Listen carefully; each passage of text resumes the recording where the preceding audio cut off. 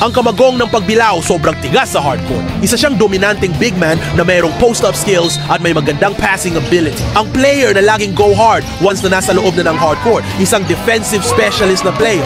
Isang player na undersized big man pero may malapad na pangangatawan na kayang gamitin para masahihin ang mas malalaking big man sa kanya sa poste. Kilala siya bilang isang humble na manlalaro at madalas ngayon ang nakakakuha ng sportsmanship awards dahil sa kanyang maayos na pag-uugali sa loob at labas ng court.